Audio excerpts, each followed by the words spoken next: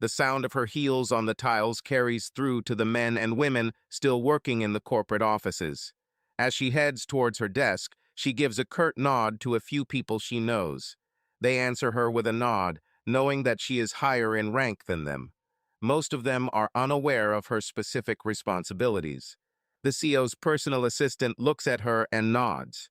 Unlike other employees, the busty redhead knows well what the blonde's function is. But each person has his own place in the company structure, and the assistant is happy with hers. A few years ago, she herself took the position of a blonde and was tired of it. The personal assistant's salary is too good to consider quitting, even if she still has some duties in the mornings when the blonde is unavailable. A slender blonde in heels is one of the general director's employees. She usually arrives at BCE Systems before 4 p.m. to get ready before starting her duties. Her office, separate from other employees, is located behind the CEO's office. Leaving her things on the table, she heads to the ladies' room. She makes sure to relieve herself, then wipes herself twice with a damp cloth. Then she goes to the mirror and applies standard makeup. When she's finished, she checks her watch and calls her boss at 4:30 p.m. sharp. Never earlier and never later. The lock on the secure door from her office to her boss's office clicks, and the door opens an inch. He waits next to it, opens it, and enters his kingdom. A short hallway leads to his office, where she finds him sitting at his desk. He doesn't acknowledge her presence, but she knows he's noticed her coming when she steps within a foot of the table in front of him. Then, looking at the clock on the wall, she waits exactly 5 minutes and kneels down. "Sir, what are your wishes, sir?" "You're learning," he comments, finally looking up. He is internally pleased as he watches her perform the routine flawlessly. "Stand up." She obediently puts one foot forward. Her arms are lowered down from her body and rises like Venus from the Aegean waves. To him, she looks like a goddess in her deep red, mid-thigh-length dress. It drapes over her body, highlighting her long legs, graceful ankles, and narrow waist. Her breasts require minimal support for her size 34. Her white high heels enhance her attractiveness, making her look taller than her height of 5 feet 4 inches. Her hair, which hung below her shoulders when she arrived, is thrown to the left side, revealing her beautiful neck and right ear. This is all at the request of her boss, who sends her text messages every morning telling her how she should dress. The CEO stands up and walks around the table to examine his most important and valuable employee. A young married mother is his newly hired employee. Listed as a project performance expert, she is a chartered accountant with a high EC and other responsibilities beyond her primary assignment. She will take on these duties after her boss finishes his business and leaves for the night, and sometimes he lingers longer. After all, she is his favorite. He spends some time discussing her work responsibilities for the evening after he leaves. He trusts only her with reports and some research. Diligently, she writes on the notepad she brought with her. Among other responsibilities, he trusts her with confidential projects. But first, "It's been a long day," he announces, standing up. "Follow me." Passing the copy and stationery room, he leads her to his private recreation and entertainment room. It is spacious with a king-size bed, dresser, closet space, and a door to his private bathroom. This is the men's room. The decor and furniture lack a feminine touch, a reminder that women come and go. She closes the office door behind her and serves him as he undresses. "How are things at home?" "Yes, sir," she replies, not adding anything unless he asks. She once made the mistake of talking nonstop in their early days. Her boss taught her not to do this. Training, as he called it, and she was subjected to this several more times over time. In those early days, when she was still having sex with her husband, he minimized the marks on her body. Since she was no longer intimate at home, he felt free to mark her as he pleased. Not on the face or anywhere they might be visible. And if he did, as happened on the left side of her neck when he got carried away, she was smart enough to hide the scar with her hair. Now he's naked. She hangs his expensive suit in the closet and collects his shoes, shirt, and underwear, placing them on the chair by the dresser. When she turns back, he pours himself a drink. He likes his mind and body to be clear when he's working out with her. The drink is a non-alcoholic one, just to wash down the pill he is taking. Does your husband suspect anything? No, sir, she replies, standing next to him. I know you decided to stop having sex with him against my orders, but I understand. You're taking a lot of risks with this. I wanted to keep your husband happy and occupied. I wanted you to focus, knowing that he takes care of your children while you devote your evenings to me and your work. She is not responding. How long has it been since you had sex? 5 weeks, sir. If your decision causes problems for me, I will make you regret it. Understood. Yes, sir, she replies. Unless you insist, in which case I will do as you command. Okay, time to earn your money. Take off your clothes. And she does it the way he likes. Thank you, sir, she says again. Thank you for everything you have done and are doing for me. Thank you. She repeats, kissing his palm, fingers, and wrist. Thank you, thank you.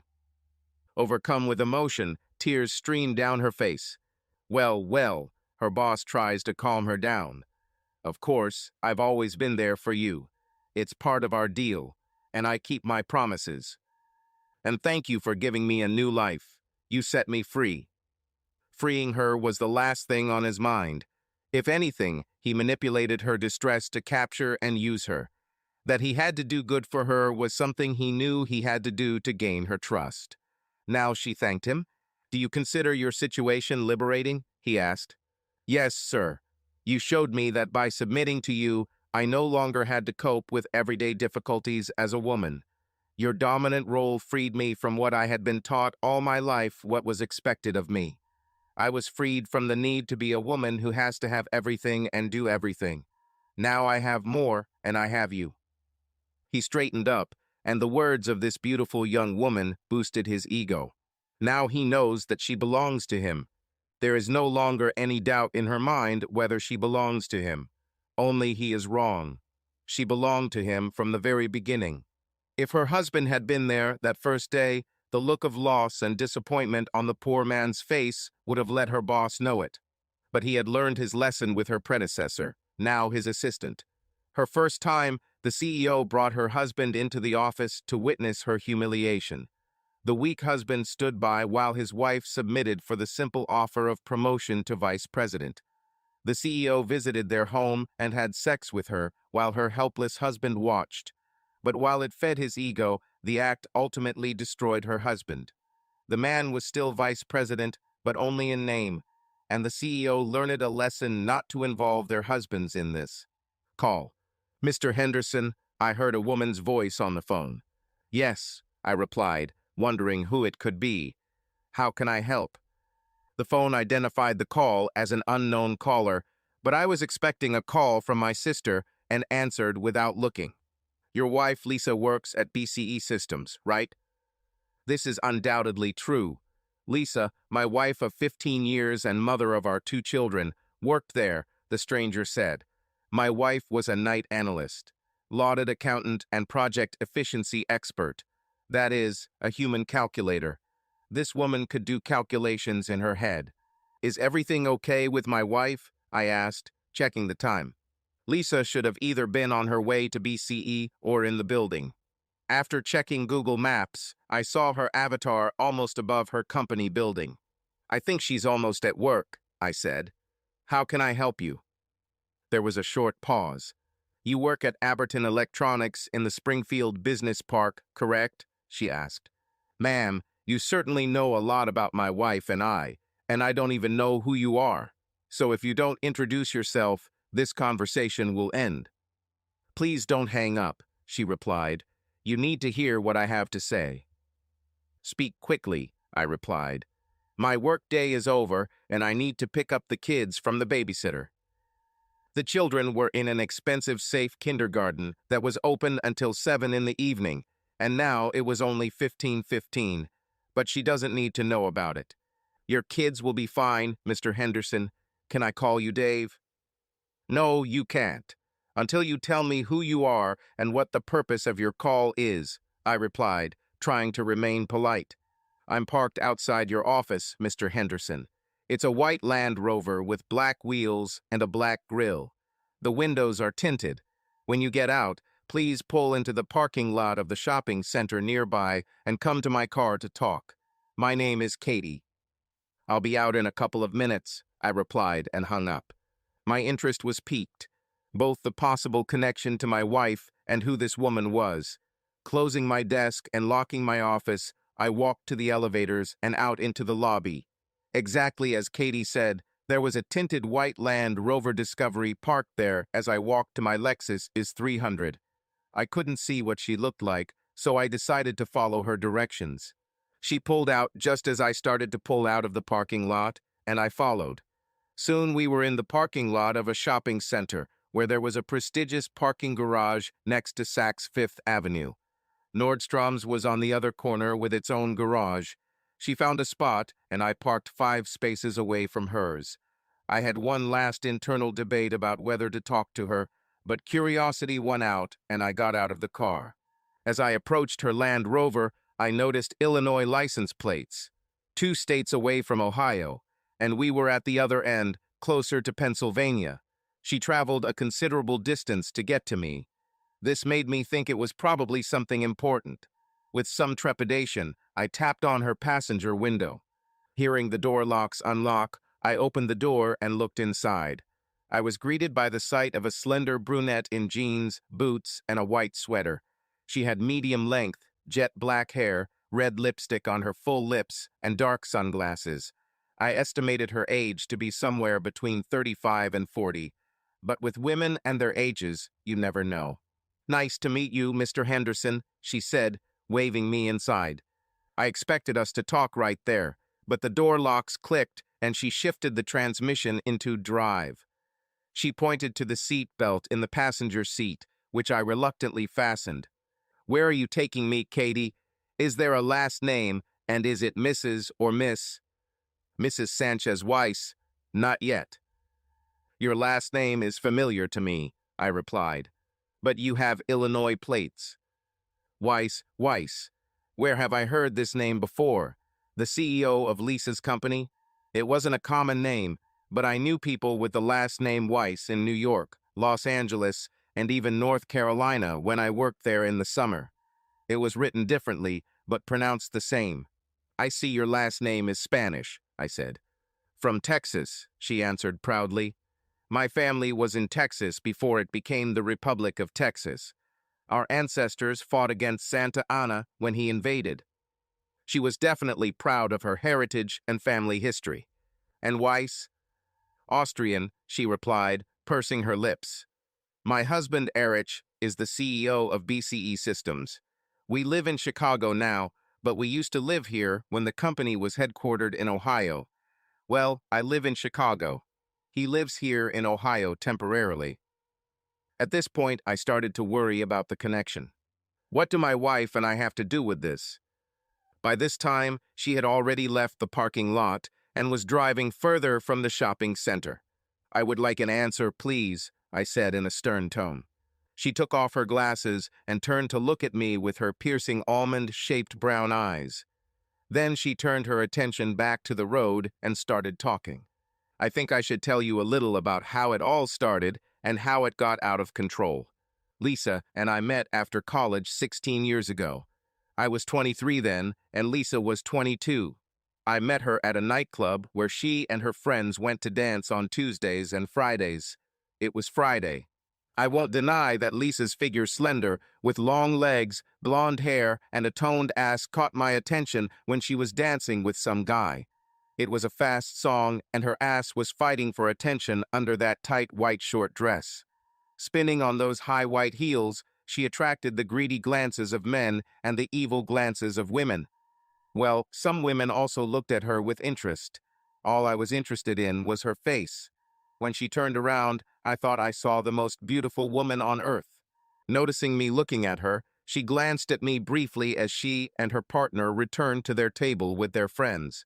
My eyes followed her as she thanked the guy as she pulled away and looked at me one more time before sitting down and showing me off to her friends, and they all giggled. 3 minutes later, the music started playing again, and I asked one of her friends to dance. The pretty blonde looked at me challengingly and then nodded as if she understood and waited for the other guy to ask her out. When the song ended and another began, I noticed how the blonde refused the guy who invited her to dance and looked at me with challenge. Her red-haired friend leaned over and screamed in my ear over the loud music. Her name is Lisa, and if you take me back to the table, I think she'll dance with you. Not to delay, I took the red-headed friend to the table and left with Lisa, the blonde, towards what I thought would be the dance floor. But Lisa had other ideas. Taking my hand, she pulled me towards the exit. "Where are we going?" I asked with a grin. "Where we can do unimaginable things to each other," she replied. And we did this all Saturday until the morning. Within 2 weeks, we became inseparable. 5 months later, we got engaged. Lisa wanted a wedding in Texas, where she was from. But this was not destined to come true. Her father's car dealership went bankrupt, and there was no money for a big wedding. With my parents in the process of divorcing, a big family wedding was also out of the question. Instead, we had a small wedding in San Diego and invited her mom and dad at our expense. My parents lived near Los Angeles, so they came by car with my sister Grace. After the wedding, we had a short honeymoon in Vancouver and returned to start our life together. But we didn't stay in California for long. I was offered a position at Aberton Electronics that I couldn't refuse. Before leaving San Diego, Lisa sent out a resume for an accounting position near my new job. And soon after we moved to Ohio, she got a job. I won't bore you with stories about the early years of marriage. You know, sex without kids getting in the way. The ability to go away for the weekend without worries if you had enough money. To be healthy and attractive so that people look at us. Big ego boost. To know that you are married to a 10 and you yourself are a 9. Yes, the self-confidence of youth. The sex was great. Do you know how I understood this? Lisa constantly asked him, and being a hyperactive American male, I answered the call. The best thing about our sex life was that neither of us was over the edge, but it might seem different to others. Okay, we were both exhibitors and voyeurs. We both worked on our bodies and wanted to show them off. But there was more to it than just that. We loved all kinds of sex. We laughed when people said they were making love. For Lisa and me, this was a code word for boring sex. Lisa eventually got a job at BCE Systems, and I was promoted to Aberton. Lisa's high IQ helped her get ahead and be noticed. We were invited to corporate parties at both companies, and for most of our friends, Lisa and I were a couple on the rise. At these parties, we danced with different people for a while, and then with each other. This was our usual routine. Of course, what couple aspiring to success doesn't eventually decide to have children? 5 years after their wedding, Lisa stopped taking the pills. In her second month, she became pregnant with our son, Kyle. Almost 2 years later, our daughter Amber was born. The gap between the kids wasn't that bad. We actually enjoyed carrying Kyle around in his carrier and getting smiles from people on our walks. For some reason, we didn't care that we couldn't go out like we used to. The problem was that we had no family to look after the children after Amber was born. And over time, the stress of work and 2 children began to take its toll. But we focused on what was important, on our children, at our work, on our health, and above all, on each other. By that time, we had our first house, and after the children fell asleep, we spent time together. Time for sex. I've heard other men say that their sex lives almost disappeared after having children, but ours, although not as active, has not disappeared. We laughed that sex was our hobby. We had less of it, but it was there, and both initiated it. Over time, we found a nanny who could be trusted with the kids on Friday or Saturday nights so we could go out. She was a middle-aged Polish immigrant who loved children. Her husband was a truck driver, and her children were adults and left home. So, with the kids well supervised, we started going dancing again. Life became good again. These were our happiest years. Blessed with our beautiful children, successful careers, and happy marriages, we had no idea that difficult times lay ahead. There is nothing that makes you stop and think about life more than a sick child. Little Amber was a quiet girl. She barely spoke at 2 years old. Unlike her talkative brother, Amber was a quiet child. Doctors told us that children who speak late have higher IQs. Given that her mother's IQ was 150 and mine was 146, we thought Amber was in that category too. Sure, our energetic son was smart, but his personality was different. At least that's what we thought until little Amber had her first seizure at almost 3 years old. After the initial shock, we took her to doctor after doctor. Some thought it was epilepsy. But after an MRI scan, they discovered a tumor. Lisa and I almost fell apart when we found out about this. But the surgeons told us that they could perform the operation and save her life. It will cost a fortune. Lisa handled our bills, but I didn't need her to tell me we might lose our house to pay for the treatment Amber needed. The situation seemed grim. Even with my and Lisa's salary, I thought we were facing financial ruin. Then Lisa came home and sat with me. "Honey, we need to talk," she said. "Who wants to hear that, right? We had problems, but I didn't think Lisa would leave. There were no signs of this. Yes, we were both irritable, grumpy, and withdrawn at times. But who wouldn't when faced with the possible loss of a child and financial ruin? We supported each other and still did it. Or so I thought. But last week Lisa seemed to be somewhere else when we were together. It was as if her mind was busy with something. I was too busy with our problems with our daughter to think that this was something different for my wife. So I sat at the dinner table wondering if she would offer to sell the house. Do you remember when we switched from Aberton Health Insurance to BCE 2 years ago? Yes, your company has more benefits, so their insurance is cheaper than mine and has more benefits. But didn't you say they wouldn't cover most of the surgery anyway, since it's considered experimental? Yes, she answered, looking through the insurance papers and several brochures. And my company is ready to help. They have a charity fund that will cover $20,000, and they will give us another $20,000 to pay as we go. Wow, I answered. That's a lot of money. Our daughter is worth it, she replied, still not looking at me. I know, considering that we need to hire someone to take care of Amber while we're at work. I figured that out too, she replied, finally glancing at me briefly.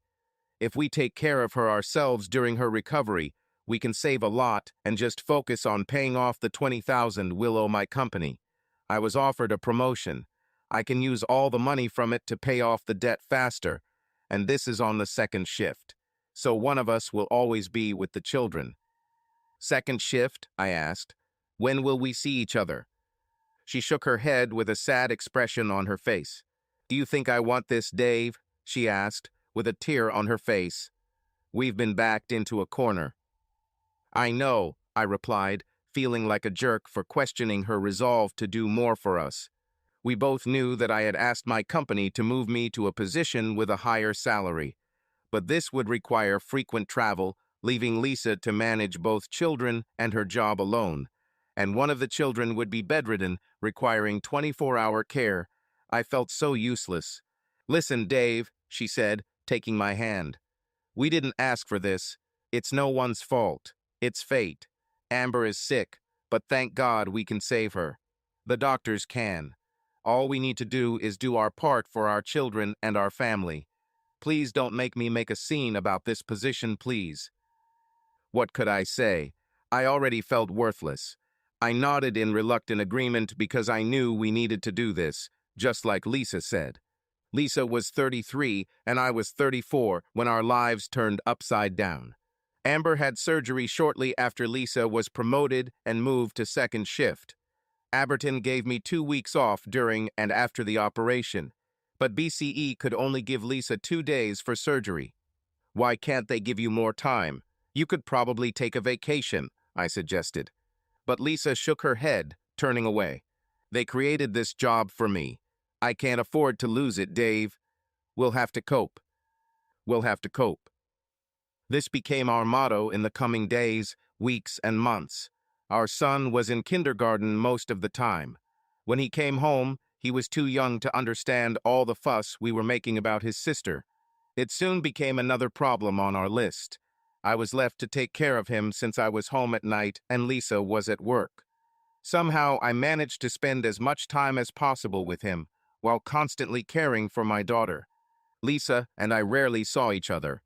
On weekends, when we had some time to be together as a family, we spent it with the children and doing household chores.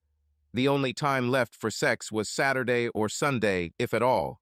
But with all the stress and anxiety, our sex life became strained and empty. Our sex life was becoming a shadow of its former self. At first, the surgery seemed to go well. But no, another operation was needed. Another 40,000 was needed to cover the cost. The doctors told us that everything would work out, but they had said this before. However, what could we do? Lisa was able to borrow money from her company again. I didn't understand how this was possible, but I was glad that we had the opportunity to pay for the operation. Now, looking back, I understand that then everything went wrong between Lisa and me. She became withdrawn and quiet. When I tried to ask her what was wrong, she lost her temper. "What's wrong?" she screamed. "Look around, Dave. Our daughter could die if we don't operate on her. The bills will keep coming, and it all seems to be on my shoulders." "You're not alone," I said in protest. "I'm doing the best I can, taking care of the kids while you work and working during the day. I know it's not easy for you, but you're not the only one who's stressed about all of this." But Lisa looked at me with a cold look that I will never forget. She didn't need to talk. In her eyes, no matter what I did, it was not enough. The woman who thought of me as the whole universe less than a year ago now looked at me as if I were empty. Lisa started working longer hours at BCE while I stayed with the kids at night after work. She used to come home by 11:30. Soon she began to return at 1 in the morning and sometimes at 2. On some Fridays, it was closer to 3 in the morning. "I just have a lot of work to do," she replied. "I asked for more responsibilities for a promotion. You just have to cope, David." When did I stop being Dave and become David? I asked myself. In the past, she only called me David during rare fights. Now I was David all the time. We rarely saw each other, and when we saw each other, there was no intimacy. As for what could be called sex, it had only happened once in the last 7 months, and it was terrible, as if sex with me was another responsibility. No matter how bad our connection was, we shared the goal of keeping our family together and taking care of our children. Looking back, we couldn't have done it if we hadn't both worked and done our part. The problem was that our paths almost never crossed. When we did our taxes that year, I finally saw that Lisa was making more than twice as much as I was. I asked myself how this was possible, but then she pointed out that she basically does 2 jobs in 10 to 11 hours a day and uses the extra income to pay off debt to her company. Weeks turned into months until Amber began to show improvement. A year after her first surgery, she began walking and talking with her brother again. It seemed that only he understood her babble. Doctors told us it was a combination of speech problems and damage caused by surgery and tumor. The good news was that with speech therapy, she would be able to function. The tumor and surgery did not affect her intelligence, which was obvious from her activities. She spent hours drawing and playing board games by herself when Kyle was too busy with school and friends. Once again, we were lucky that the tumor was benign and not cancerous. Talking about Amber and Kyle, their lives, or our house, was the only thing that connected Lisa and me in those days. I couldn't remember the last time we were in bed together. All my attempts to start something were always met with refusal. Our good sex life became a victim of our efforts to save our daughter and family. Our house was turning into just a building. Even on weekends, I took the children somewhere while Lisa either slept or went to work. We became simply housemates who shared shelter and 2 children. One Saturday afternoon, while taking the kids shopping, I decided to drive past BCE Systems. Of course, my wife's car was there. I just drove by, wondering if it would ever end. Or one day, she will simply file for divorce. "Hey, Dave, did you hear that?" One of my colleagues exclaimed joyfully one morning when I arrived at work. He barely had time to put the laptop case on the table before Jeff continued. "What are you talking about?" I asked, walking past him. I was tired and didn't sleep well. Having not had sex for almost 5 years, I was not in the best mood. These days, I am rarely in a good mood. Boy, we won the lottery. 100 million in this drawing and only 10 of us in the pool. I froze, looking at him with my mouth open. "Dave," he patted my face with his hand. "We win. You and Lisa will be able to pay all your medical bills. Isn't that great?" I almost collapsed from shock, but somehow he managed to sit up before he started crying at our lucky event. Closing the door, I cleaned myself up before some lucky co-holders of the winning ticket came into my room to celebrate. Randy and Sheila. I'm glad Randy came into the room with her because she has been the source of many a man's fantasies over the last 3 years since she came to work at Aberton. There was nothing particularly magnificent about Sheila, but her whole image and manner of moving. Oh God, I needed sex so bad. "Dave," she says, sitting on the edge of my table. Her tight ass teased my endurance, and she won. "You guys," my boss poked his head in my door. "I know you won't be working today, so take the day off and please come back tomorrow."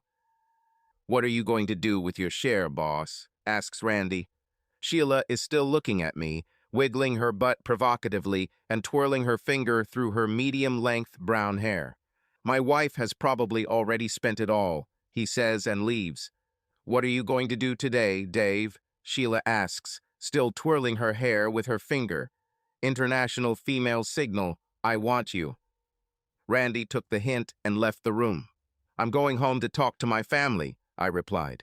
"Dave," she says, leaning over, "everyone knows that your wife is ignoring you. Now you have money to move on. When you decide, give me the first chance, okay?" This isn't the first time Sheila has offered herself to me. I had never touched her, but that day I wanted to do it so badly. "I'm still married, Sheila," I replied, "and it's not that you're not attractive or anything, but I don't want to risk getting caught cheating.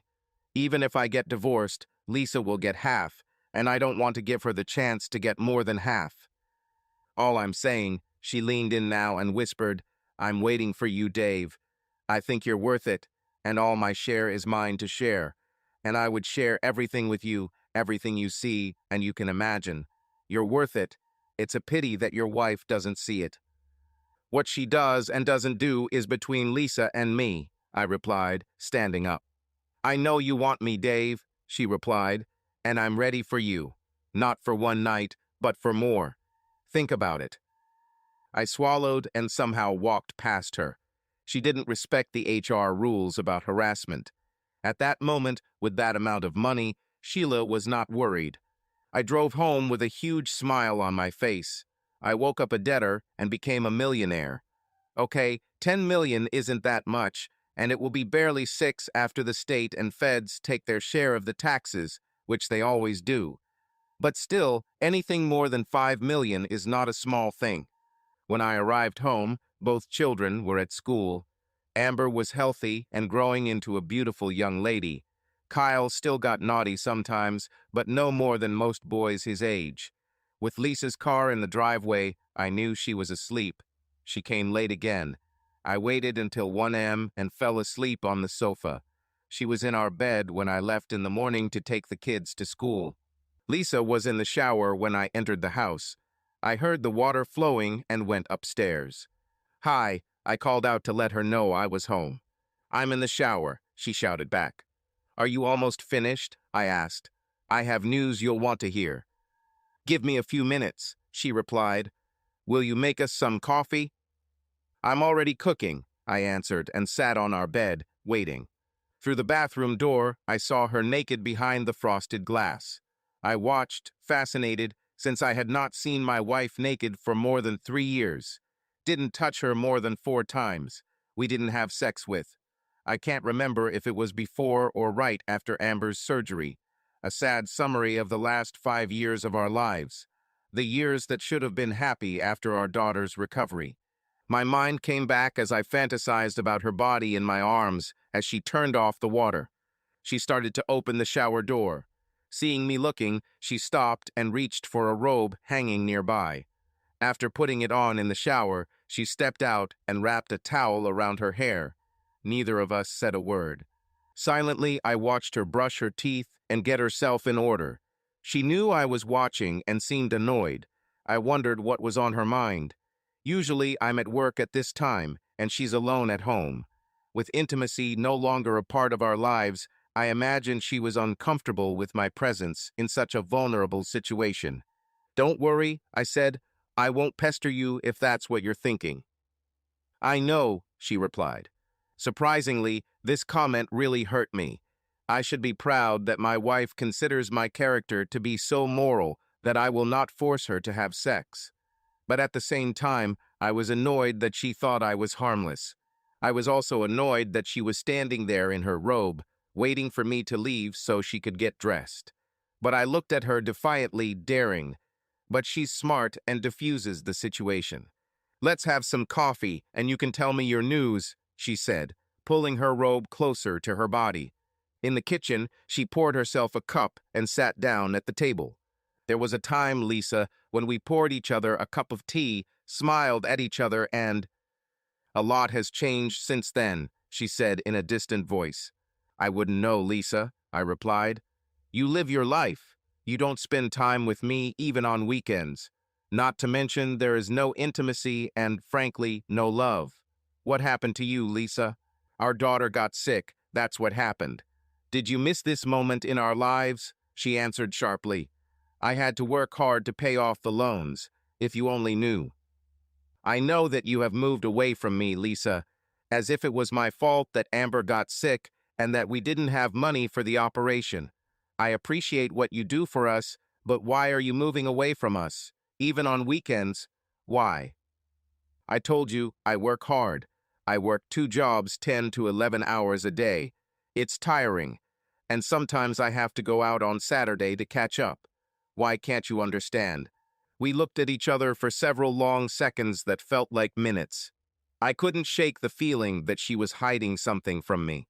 "Well," I replied, breaking the silence, "you won't have to do this anymore." "What do you mean? My work is important to us. We need money and health insurance." "We won the lottery," I said to stop her flow of words. "What?" she asked incredulously. "You heard correctly. Our office pool won the lottery. After paying taxes, we will have more than 6 million left. We can pay off all our loans and credit cards and have a lot of money left over." I smiled as I said this, hoping she would be happy. In my delusion, I imagined how she would rush to me, sit on my lap, and joyfully kiss me. That she will say that she will stop working so much and at night if she does not quit her job at all. Instead, I was met with the look of horror or a cornered animal. Lisa quickly pushed the cup away and stood up. "I can't quit my job," she replied. "I have an obligation to do the work I said I would do." "What?" I said, stunned by her reaction.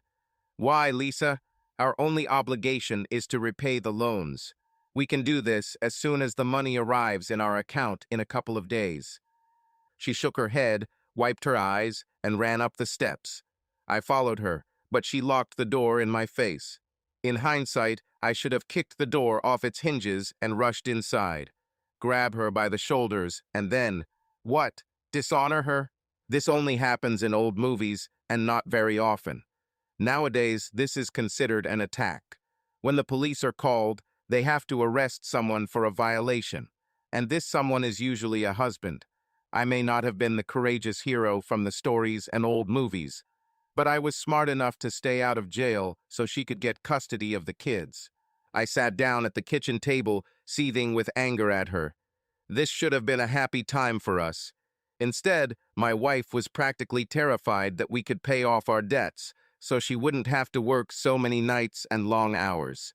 An hour later, she came down the steps, dressed for the gym, and carrying a business suit on a hanger covered in plastic. She tried not to look at me as she walked out the door. "Not so fast," I said, blocking her path. She recoiled, but stood her ground. "It is quite obvious that your staying at night work is not only due to the need for money. I could ask you what's wrong, but you'll come up with some nonsense to brush me off at this point, so I'll make it easier for you." "What do you mean?" she asked. "I will file for legal separation. We can both stay here. We hardly see each other anyway. If you don't do anything for 3 months, it will turn into a divorce process, and this farce called marriage will end. Since you are never home, I will seek custody of the children and a home for them. We can find you an apartment, probably closer to your work so you can do more of what you do there." She glared at me with her arms crossed until I mentioned the apartment and whatever it is you're doing there. This made her wince, but I was too angry with her to understand it and its possible consequences. "I don't want a divorce," she said. "Well, I didn't want what our marriage turned into, but that's what I got. I'll talk to a lawyer so we can divide our assets and pay your company. You will need to know your loan payment balance from BCE soon. If you don't do this, I'm sure the lawyers will file a request to get this information from your work. They won't like it, so I suggest you go to HR and request a pay statement. If I pay off my loans, will you stop this separation or divorce?" "We need to pay off the loan no matter what we do with our marriage," I replied. "So let's get this out of the way first. Bring me the transcript so I can give it to my lawyers." "I'll ask, but I can't promise that they will." "What organization that has an outstanding loan doesn't want its money back, Lisa?" "Okay," she replied. She said it the way wives tell their husbands when they are being forced to agree to something they would rather not do. This translates to, "I hate you." All married people know what I'm talking about. With that, I stepped aside and let her go. After she left, I called a friend who had gone through a terrible divorce and asked for his lawyer's contact information. I was surprised that he accepted me the same day. Between the call and the meeting, I moved my things into the guest room. The lawyer agreed that separation was better than divorce at this stage.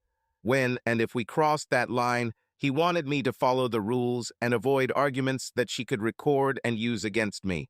Again, not seeing each other much helped, but I had to be careful.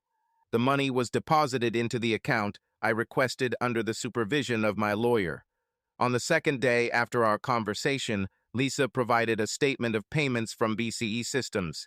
It was delivered by a courier from her legal representative. Considering how much money we now had, the remaining $5,000 debt seemed insignificant. She should have understood that we were free of this debt and could breathe easier financially. However, she reacted with horror that she would have to leave her job. Then I did the calculations that I should have done from the beginning. We needed $80,000 just for the surgery.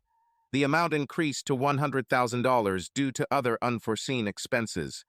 The BCE Charitable Foundation covered $20,000 of this amount, leaving us with $80,000 to pay. The total loan at 5% APRA should have cost us $103 over 5 years. Lisa earned $120,000 a year. This is $60,000 more than she earned before the operation. That means she earned $600,000 over the past 5 years, which is more than enough to pay off her loan. Where did all the extra money she made go? After reviewing our tax returns, I didn't notice any irregularities, but I was no expert. It seemed to me that she received a lot of money and only half of it went into our bank account. I took this to my lawyer, who contacted the accountant, who confirmed the discrepancy. My lawyer called her lawyer, and this was a real blow for Lisa. Who was this woman I married? What has it become and why? Yes, we had financial problems and we were faced with the possible death of our child. But why was that? Why did she practically pull away from me? And why did she hide the money? She had enough money to pay off all her debts. And so what? I asked myself. Realizing that my wife had consciously chosen a different path in life, I had to come to terms with it. We were no longer a team of two, no longer the couple I thought we were and could one day become. It hurts, but as long as I have kids and we're not separated, I'm at peace with this new phase of our lives. My children need me if their mother is no longer there. Since she worked while the children were home, I was their only parent. Having made this decision, I allowed myself to buy a new car, a Lexus is, and Lisa bought some kind of Mercedes SUV. I knew he was black, but I hadn't seen him much since I was back at work. The money we received from the lottery was not enough to retire, and then we had two smart kids who wanted to go to expensive colleges, so I continued to work at Aberton. Lisa's lawyers refused to reveal where the money she hid was located. It seemed that as soon as the taxes were paid, they disappeared. I was too trusting to let her manage our finances. But then I loved her and trusted her. I loved it. Admitting that I no longer loved my wife was the final nail in the coffin for me. But it was true. Years of detachment, even while living in the same house. What started out as an attempt to save our daughter and stay afloat turned our marriage into this fiction of distance and almost no communication. Our outstanding debts, including the mortgage, were paid off before the property was divided 50/50ths. The part that Lisa did not hide. It was all handled by an accounting firm that the lawyers agreed to. Until 3 months had passed, we officially separated, but lived in the same house with the children.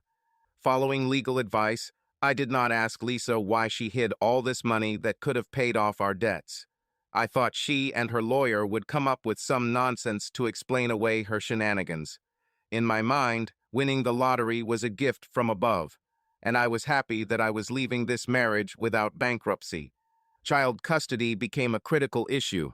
Lisa refused to discuss the divorce, but made it clear that she would fight for the children.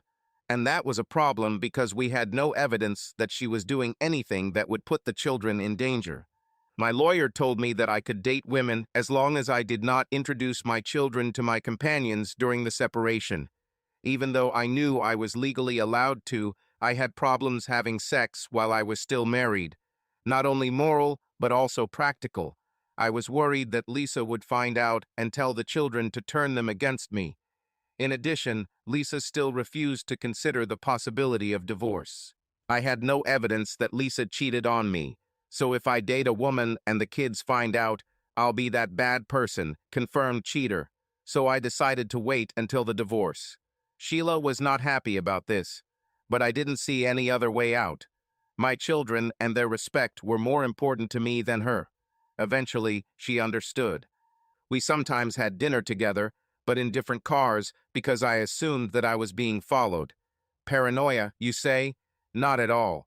Private detectives are expensive, and with her lottery win, Lisa had a lot of money to spend on spying on me. Not out of love or jealousy, I assumed, and so that she has evidence against me for a possible divorce. In Ohio, adultery can only be used in court proceedings regarding the division of marital property, and now we both had a lot of it. Since I now also had money, I hired a private detective to follow my wife. 2 weeks later, the detective reported that she only went to stores, visited children at school, and worked. They could investigate her activities at BCE, but that would require planting one of their people there to monitor her. It would take another month and more money. I've been mulling it over, but have moved forward with the issue of DNA testing for children. Fortunately, both children were mine. And then Katie Sanchez Wise showed up. She parked her Land Rover in the parking lot of a fancy restaurant, and we went inside. Reservation for 2. The name is Miss Kathy Sanchez Wise, she told the head waiter. We were taken to a private room with 1 table. I never knew it was possible, but then the restaurant was frequented by people of means. It still hadn't dawned on me that I was now one of those people. We sat down, and she took the menu. It was dinner time, but my appetite was gone. Order something. It's at my expense, said Katie, still reading. What you've told me so far has made my stomach twist in knots. I know the feeling, she replied. When I found out, I was horrified. I never expected my husband to stoop to this level. He didn't do it alone, I replied. David, I think. I prefer to be called Dave, I replied. She called me David when she was angry with me, and what she's been doing for the last 4 years or more. Katie put the menu down and exhaled empathetically as she looked at me. Unfortunately, this was a sign for the waiter to come over and ask about our selections. I ordered soup and she ordered pasta. I don't remember which one because I barely touched mine. What I needed was a strong drink, but I wanted my mind to be clear at this point. So, let me get this right, I said once we were alone. Your husband and my wife have been having an affair since the beginning of my daughter's first surgery. It wasn't an ordinary romance at first, she replied, looking thoughtfully to the side and then looking straight at me. This requires an explanation. I'm sure so, I replied with a frown on my face. But most novels have similar aspects, including both parties agreeing to them. She tilted her head before speaking. One of those gestures that says there's more to it than this. Erich, my future ex-husband, is mostly responsible for this. And no, he didn't persuade her the way most seducers do. It was more insidious. But she agreed to it, didn't she? I asked. Yes, I agreed, Katie admitted.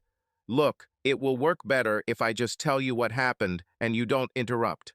I know this is a little shocking and will get worse as the story goes on, but you need to let me tell you everything. Before you start, I have one question to ask. Katie was a little annoyed, but waved her hand at me to ask it. This woman was accustomed to power and having her wishes fulfilled. I could tell it. I made a mental note to Google it as soon as I got the chance. How confident are you that your information is correct? I spent over $50,000 this year alone on getting information, and $70,000 every year for the last 6 years. Do you hear me? L. Why are you doing this to me? Lisa sobbed. E. Because I can. Because what good is power and opportunity if you don't use it? Men and women have used their power for centuries to remind people like you where you belong. You stupid, spoiled girl, he said contemptuously. Women like you think they control the world around them. You may have power over your husband, but in my world, you are just one of my subordinates. I have the money to save your daughter. Or not. Accept this as your reality. No one will save you from your situation. L. Oh my God. E. I don't see your deity around to help you, do I? Oh wait, I was sent here to give you a chance to save your daughter. Yes, Lisa, maybe your God sent me. I'm here and you have a choice. Do what I ask and your daughter will live. Resist me and you will be at her funeral knowing that you had a chance to save her. Even if you sell your home and use your savings, you won't have enough money to pay off the debts from the surgery. And there is one more thing. The doctor who will perform this operation is unique. He does not share his methods with others. I have enough money to make him refuse the operation. Do you understand this? L. Please, don't, my wife begged. E. Or what? He said contemptuously. Are you going to be mad at me and sulk? It will be my pleasure to wipe that look off your face slowly. L. I don't want to have sex with you.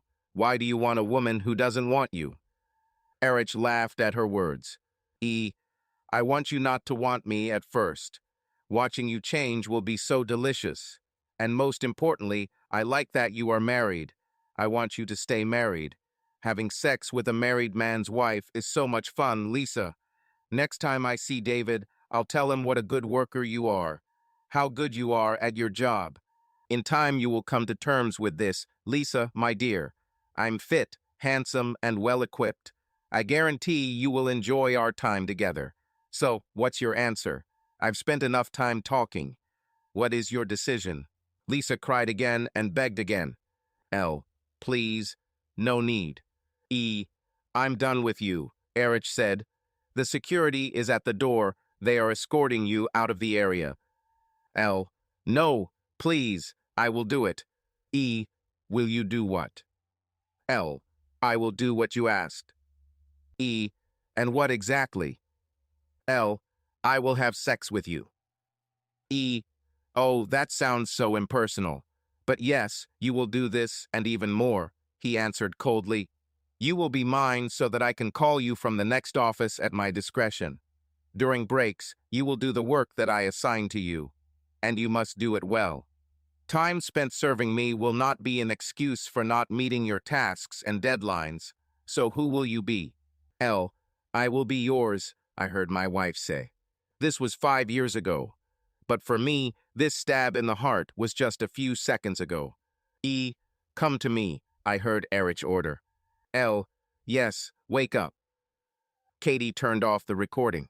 "I have video of what happened next, but this is not the place for it," she said, waving for the waiter to bring the bill. I was in a state of shock. After Katie paid, I followed her outside like a zombie. Once in her Land Rover, I looked out the window in silence. "Your husband is an animal," I said with disgust. "Oh, he's worse," she replied. "You haven't seen the rest of the video yet." "I'm not sure I want to watch it," I replied. Somehow I got home and put the children to bed. They noticed that I was upset, but I falsely assured them that everything was fine. It's like I was complicit in deceiving my wife. But what do you tell the kids? "Well, kids, is your mom busy having sex and doing it for the last 5 years? Is this the reason we hardly see her?"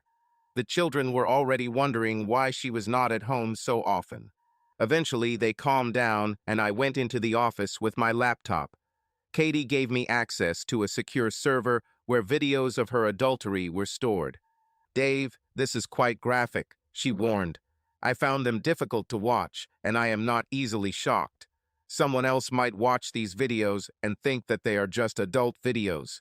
But for you and me, these are our spouses, the people we loved and perhaps still love." I admit that I still loved him after I saw this. Love makes you think stupid things. But when I had time to think about how he used your wife and manipulated her into submission, I began to hate him. I stared at the folder called First Month for what felt like forever before I clicked on it. There were 15 entries. 15, only for the first month. After checking the dates, I noticed that the first entry was from her first time with him, recorded shortly after the audio I heard in the office ended, and I still couldn't bring myself to click play. There were videos from the day before her 2-day vacation for our daughter's first surgery, and again the night after she returned to work 2 days after surgery. How could she work knowing that her daughter was in the hospital? Little Amber's condition is still critical then.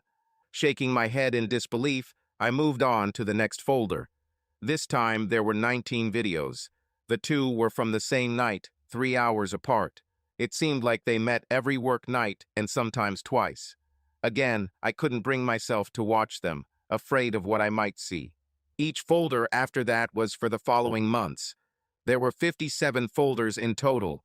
They went sequentially, covering all the months from my daughter's operation to the present. After the first 3 months, I noticed a decrease in the number of videos to about 14. Then at the end of the 9th month, there was another surge. This month, some of the videos were filmed on the same night, and then the first recordings were made over the weekend. A quick look at my calendar on my phone showed it was Saturday, and some of them were labeled with the names of men I didn't know. First and last name.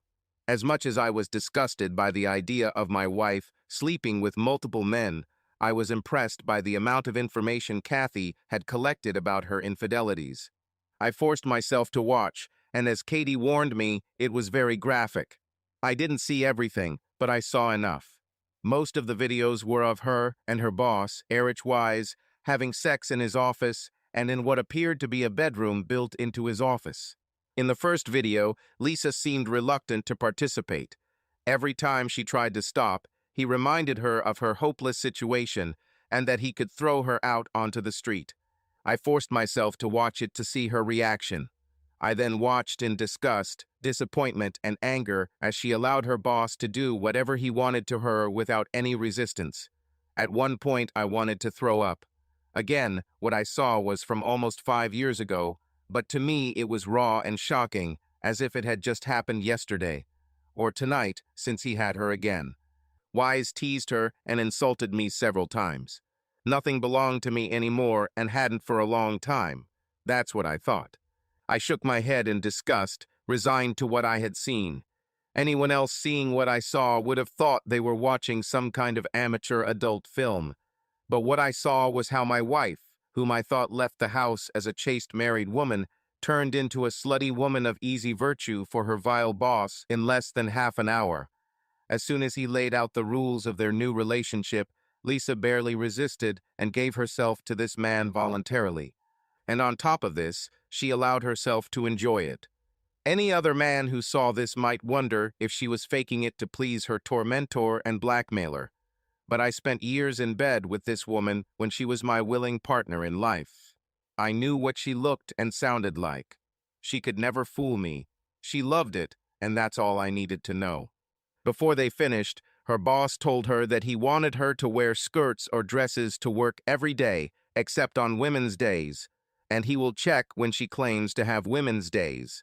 She had to take off her panties and bra as soon as she arrived at work, and most importantly, she had to remain married. The next video was the next day. Lisa was semi-trained by him, wearing a short dress and high heels. He scolded her for being late for work and did not want to hear about the accident with many cars that caused a traffic jam. By the fifth video, they seemed in agreement with each other. It wasn't enough that she gave in to her basic desires and enjoyed sex, depriving me of it for 5 damn years. But she also humiliated and insulted me. Crap, crap, crap. I missed the other videos of them until the day before my daughter's second surgery. Wise used her confusion to punish her. I almost cried with shame that I wasn't there to protect her. It sickened me that he was so merciless to a woman whose child was fighting for his life again. I felt sorry for her and myself as I remembered her enjoyment of sex before and after that day. Maybe before she found out what a scoundrel Wise was. But what about after? How did she allow this bastard to dominate her physically and emotionally? Was she in love with him? Not just now, but then. Already since our daughter's second operation, I could understand that she was doing this to save us from ruin and so that our daughter could undergo the operation that ultimately saved her. But this, not this, crap. I saw this in subsequent videos that I forced myself to watch. Lisa seemed joyful as she entered her boss's office, happily calling him sir in almost every sentence. Yes, sir. What do you want, sir? Did you like it, sir? How she reacted to him. I asked myself how far she had allowed herself to go with this man. How much control did she allow him to have? Then it dawned on me.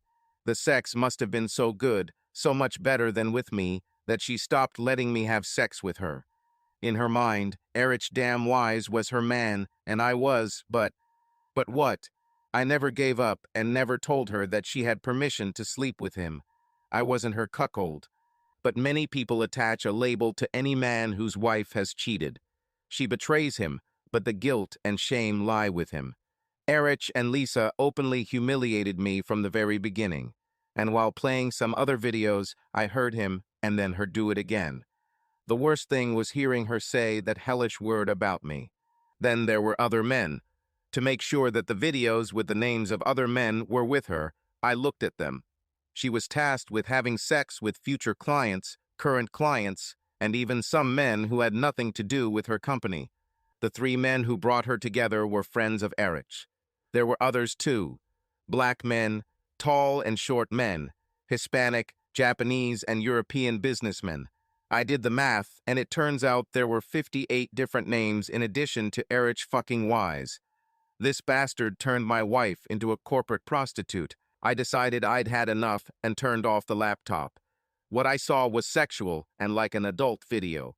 And yet the thought that it was my wife and how she enjoyed desecrating her pig boss disgusted me.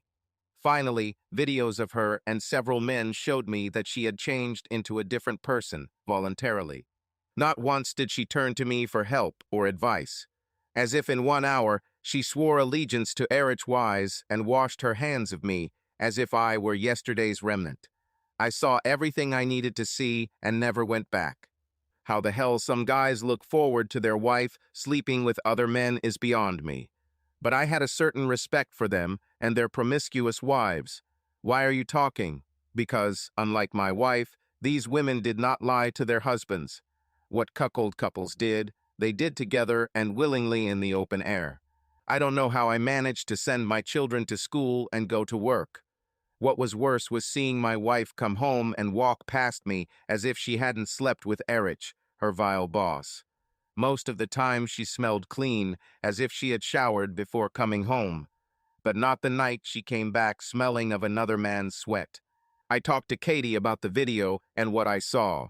In a rare moment of empathy, She reached out to place her hand on mine, and then I felt a reaction to it. Katie noticed me fidgeting and asked again if I was okay.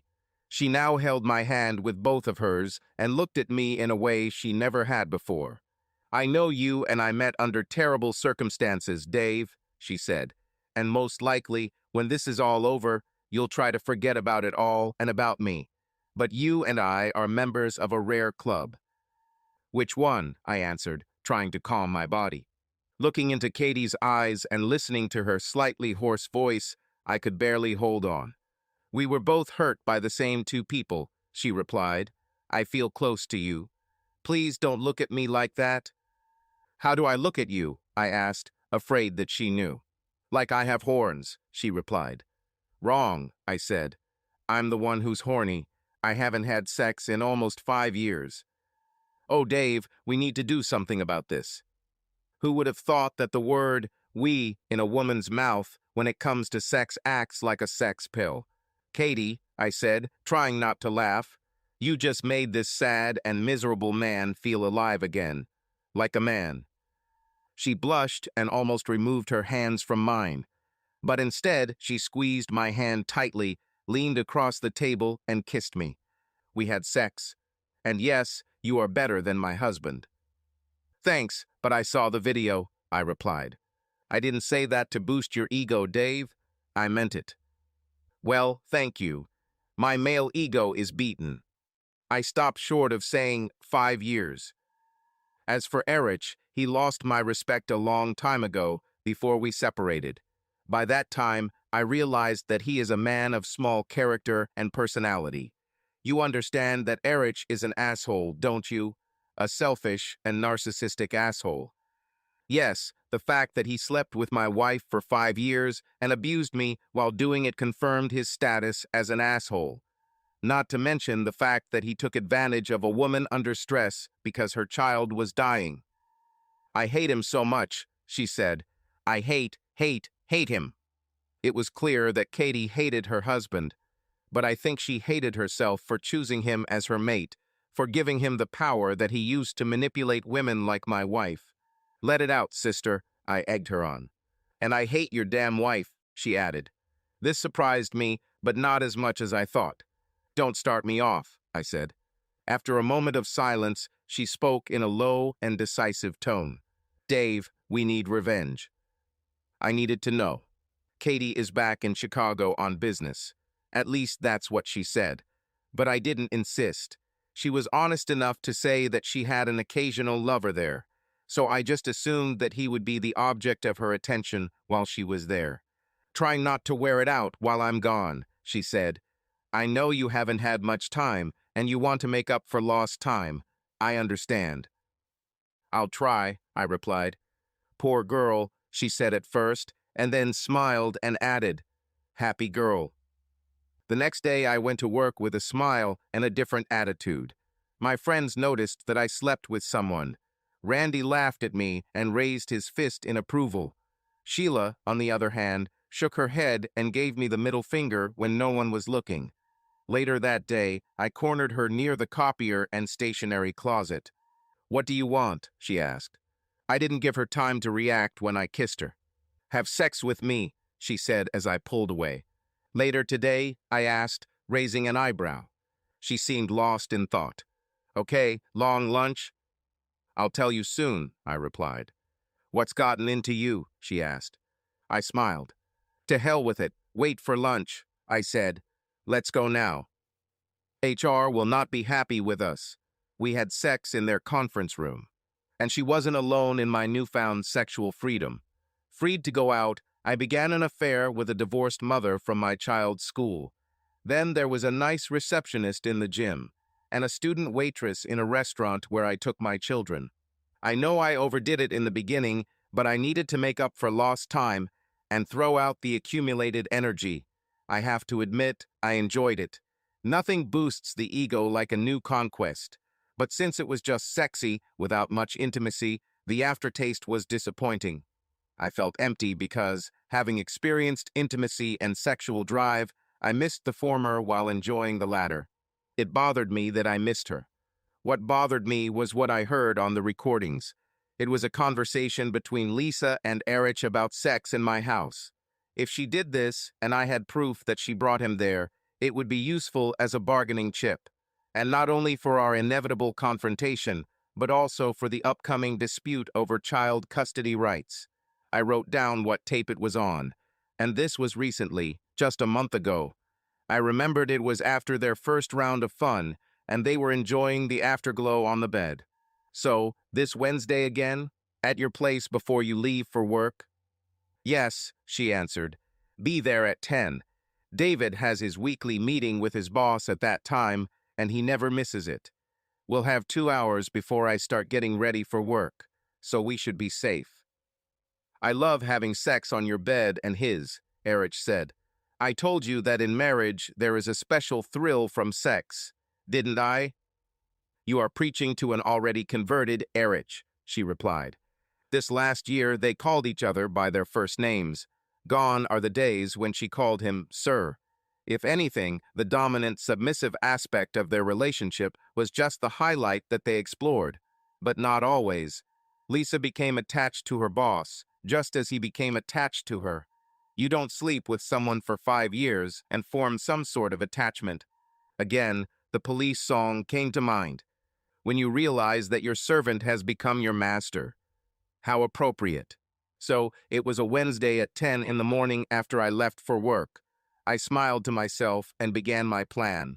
Logging into Amazon, I ordered cameras with Bluetooth and audio and paid extra for next-day delivery. When they arrived at my office in Abberton, I took them home and installed them in every room of our house. I spent a small fortune, but by this point I could afford it. Figuring the action would take place there, I splurged on cameras in the bedroom, installing 5 that were motion-activated and connected to the internet on my phone, just like others in the house, and cameras at the front and back doors. When Wednesday arrived, it was difficult to concentrate on the meeting. When it was my turn to give my report, I did it briefly and clearly so that I could sit down without making a fool of myself, and I succeeded. I checked the recorded streams in the privacy of my office, and a little before noon, I saw my wife and her boss live on my bed. As painful as it was to hear, after 5 years without intimacy, after seeing what she did and said, I was no longer shocked. In fact, I welcomed her words. Now I had proof that she brought a man into our house where our children could see her. While this was beneficial for the guardianship in my favor, it was even more important for my own peace of mind. Our wedding was beyond repair after this complete and total act of disrespect on her part. When I turned off the video, I breathed a sigh of relief, knowing that this ordeal would soon be over. It turned out that I was both right and wrong. I was going to drink another cup of coffee while waiting for Lisa to come home. At that moment, I heard the garage door lock click. I logged out and closed my laptop, making sure it was securely locked. After the door closed, I heard her heels clicking on the tiles from the door to the stairs. As she passed the office, she looked inside. Realizing that I was looking at her, she turned away. I'll take a shower and go to bed. The kids are fine. I'm glad you asked, I replied. She paused for a moment, her back to me, then continued walking towards the bedroom. In case she left the door open, I followed her quietly. And of course, she left, allowing me to open the door as soon as she unbuttoned her dress. As soon as she noticed me, she stopped undressing. But it was too late for her phone, which I saw on her dressing table along with her purse. Leave it alone, she hissed. What are you doing here? I live here, and this is my home and bedroom, I answered, moving towards her. And let's say I don't want you to write anything down. David, what are you doing? She said, stepping back, trying not to scream and wake the children. After making sure her phone was turned off, I put it in my back pocket. Then, closing the door, I approached her again as she tried to decide if she could get to the bathroom and close the door before I stopped her. Looking in that direction, I smiled at her as if nothing had happened. Do you want to have a game? I asked. Go ahead. Try it. To her credit, she tried, but I was too fast for her, and she whimpered as I caught her and pulled her back, throwing her on the bed. David, that's enough, she said desperately. Why are you doing this? Leave me alone. Take off that dress, I said, looking at her sternly. No, just leave. First of all, forget about me leaving. And second of all, if you don't take it off, I'll tear it up on you. She looked like a hunted animal at that moment. She tried to decide what to do and saw no way out. Okay, she replied. I'll take it off. I don't want you to rip it. I crossed my arms and looked at her sternly. Watching me, she finished unbuttoning her dress and took it off her shoulders. When she stopped, hoping I would be pleased, I motioned for her to continue. She frowned and pulled her arms out, letting the dress fall past her breasts to her waist. That's when I noticed bruises on her chest and neck. But I let her continue. She was in the process of lowering her dress to the floor and getting out of it when she realized I was looking at her bruises and gasping. At that moment, I quickly walked over and grabbed her. No bra and no panties, I said, as if I were a fire inspector checking the batteries in a fire alarm. And oh, what do we have here? No, she gasped. That's what you should have told the guy you slept with tonight, assuming it was the same guy you've been hooking up with since our daughter got sick. She tensed at this moment. Please, no more, she said. So you've got it all figured out. There comes your high ick, I mocked her. It's a shame you didn't use it sooner. Maybe you would have realized that what you did would destroy our family. What do you mean? You are the one who filed for separation and wants a divorce. I don't want our family to break up. Family, I chuckled. It's a laugh. Dave, please. Oh, am I Dave again? Actually, I'm used to David now. Don't even think about trying to force your rotten body on me. I'd need 3 disease tests to be sure. And after what I know about what you do with your boss and others, I won't be able to have sex with you. I saw her wince, but continued. For the record, since our lawyers agreed, I tried this sex during our separation, and now I know that at least 2 other women forced me to stand up and fight for a good cause. You, on the other hand, did not. Then, what you did was disgusting to me. You are disgusting to me. She looked at me shyly, but I didn't see any remorse or even jealousy. It was a performance, and, to be honest, I was glad. I didn't care if she had a feeling of guilt or the last feeling of ownership. She got rid of these concepts a long time ago. How much do you know? That's it, I replied. From the very first day you and Wise had fun in his office, to you sleeping with him over and over again for 5 years. Also the names of every bastard you allowed to get close to you except him. What you did with his golf buddies. Very sophisticated. He made me do it to pay off the loans, she tried to justify herself. Oh, I know how it all started, I replied. Erich was a scumbag who took advantage of a subordinate's difficult situation. The way he played you that first day made me feel sorry for you. At first. What do you mean? I had to put up with him to pay off the loans. I was starting to get seriously annoyed. First of all, the loans could have been paid off earlier with the kind of money he gave you so you wouldn't give it up. Instead, you saved most of that money without telling me about it. I thought about it after I found out. You could pay off the loans and be free from him. But when you continued to work those long hours after we got the money, I realized that there was something more to it. Plus, the way you cut me off sexually, I understand. You had another lover, and you voluntarily went to him. She looked at me defiantly, but did not answer. Secondly, it only took him one time. 30 minutes. Just half an hour for you to forget me and become his bitch. I saw everything. I knew that look. I saw it. Only it wasn't from someone who loved you, but from someone who used you. I had no choice, she repeated. He may have cornered you into having sex, but you chose to give him the satisfaction of knowing he had you. You didn't just give him your body, Lisa. You gave him all of you. He had you from the very beginning. If not from the first day, then certainly from the second. It was clear that Lisa was tense, crystal clear, but she didn't deny it. How do you know all this? Then her expression changed to one of shock and fear. Wait, what do you mean, Saul? His wife, Katie, installed video surveillance in his office, video of every encounter you and Erich had. Also, all the guys he brought for you to sleep with in his office, either on his desk or in that bedroom behind a cabinet with an office and a copy machine. "Oh God," she said, covering her face with her hands. "Did you see all this?" Once I saw the most important parts, I stopped. Even then, I missed a lot. But like I said, I saw what mattered. Not just the sex, but your reaction to it. You enjoyed it. Admit it. It's as if you were born for this lifestyle, how attached you are to it. Cheating, humiliation, betrayal. But the two worst things you did were that you enjoyed it, and that you joined your lover in humiliating me. I could ask you why you did it. I could ask, what did I do to you to deserve this? But I understand that you probably have some excuses, and it doesn't matter anymore. The important thing is that I know who you are.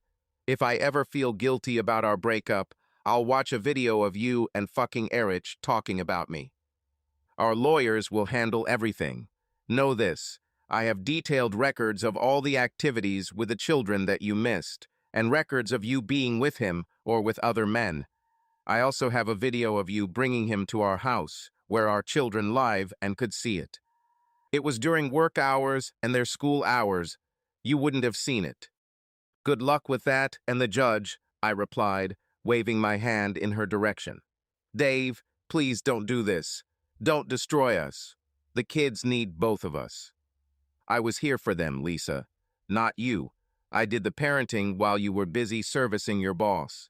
He chose you to enjoy the sex and use of a married woman. Don't fight me for custody, Lisa. I'll agree to liberal visits every week for you and the kids if you want. I'm not a monster. Unless, of course, you're busy. But you'll only have them. I don't want your boss to approach them. She closed her eyes, her face turned away. As her lip trembled and tears began to flow, I think she finally realized how deep she had gone. Whether it was regret or anger at being caught didn't matter anymore.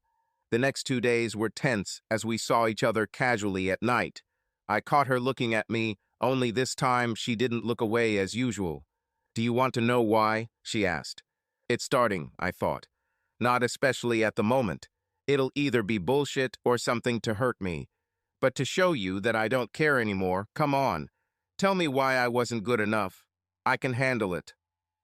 She took a deep breath, collecting her thoughts, then smiled with detachment, as if reliving some memorable moment. It was nice from the beginning, she blurted out with the same look. Erich using me was fantastic. Knife in the stomach from the very beginning. Great start, Lisa. No matter how prepared I thought I was for it, it still hurt to hear it coming from her own mouth. But I rolled my eyes so she wouldn't think she had offended me. Continue. I waved my hand and crossed my arms. Let it all out.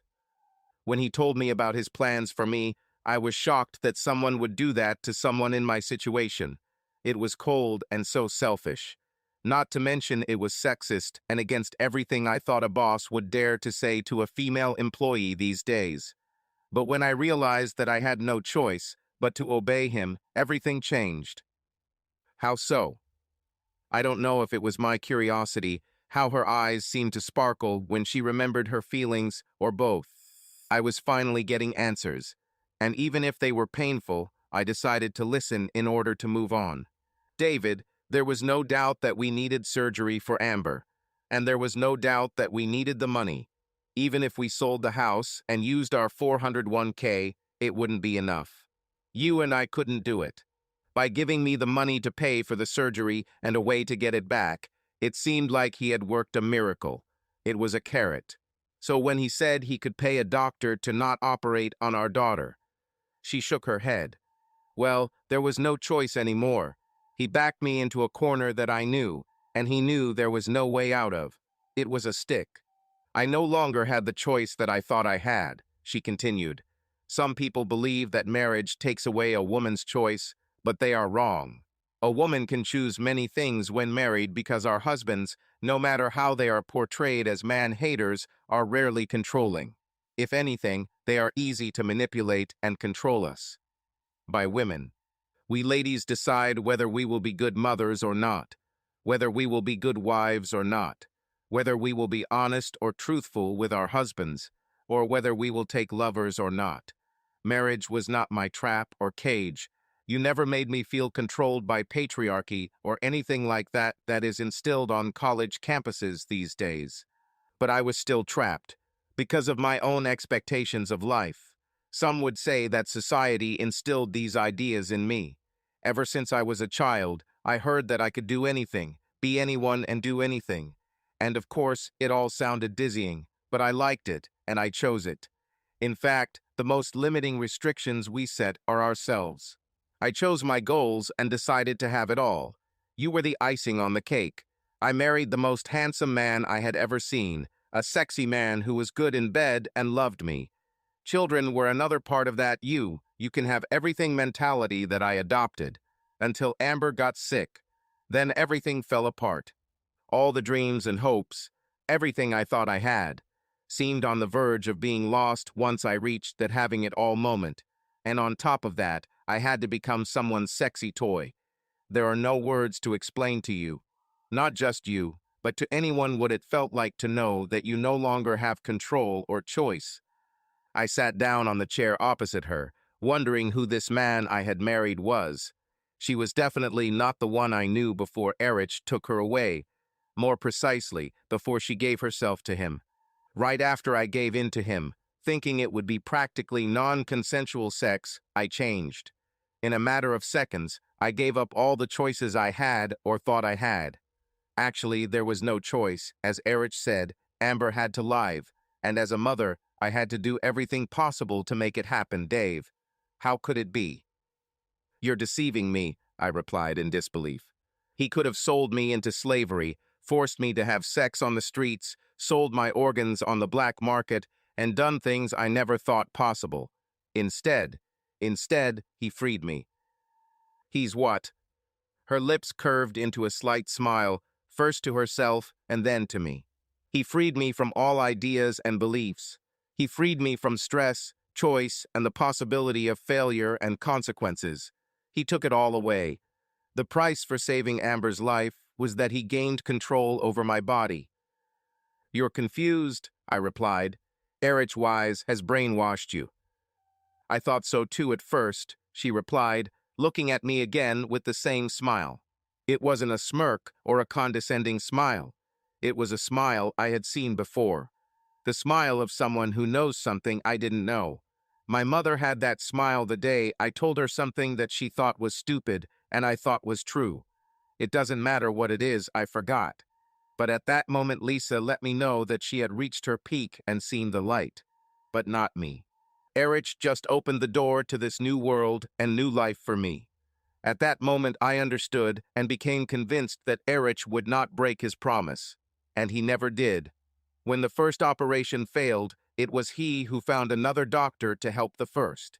He is the one who not only paid the additional expenses, but also freed me from having to pay them back, because by that time, Erich was as attached to me as I was to him.